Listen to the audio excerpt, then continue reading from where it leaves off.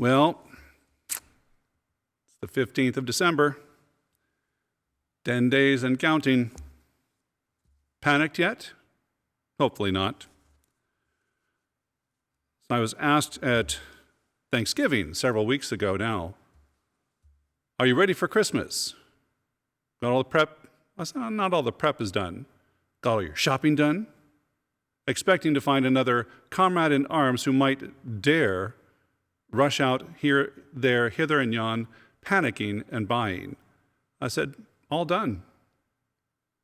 All done. That wasn't what they wanted to hear. Much like in the gospel, the scribes, the Pharisees, the chief priests, the elders of the people don't want to hear anything that Jesus has to say. Not anything. And he gives this example in Matthew's gospel of the two sons. Neither one of them wanted to hear, oh my gosh, it's time to go and do this and do that. Oh. One was perhaps too tired, or didn't see perhaps any great merit in it. So he flat out said, no, I'm not going. He thought, no, that keeps me too far away because Dad knows what needs to be done. He has a greater vision than I do, a lot more life experience behind him. So I'll go.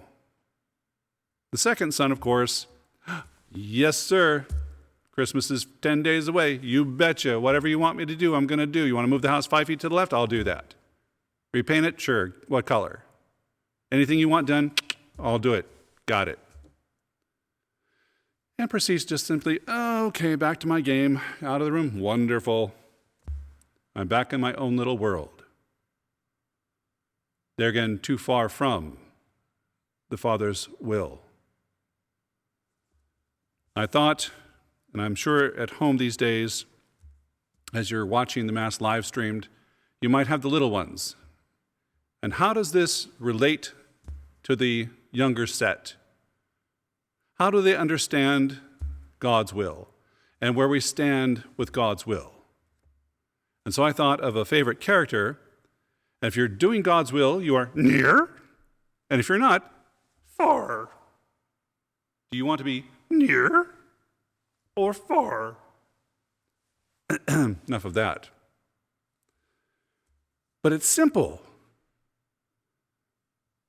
Children understand this time of year. They understand preparation, joy, anticipation. As we get older, that vision becomes cloudy. And it becomes much more complicated because we ourselves complicate it. Jesus says, you have examples.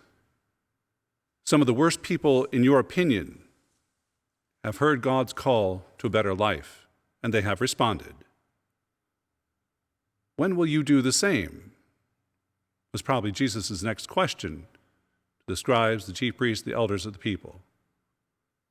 When will we do the same? When do we come back to simplicity of heart and put the Lord first and foremost?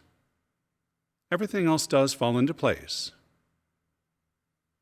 We have a few more days. Prayer, peace, contemplation of God's mercy, His great gift of new life and salvation to the world.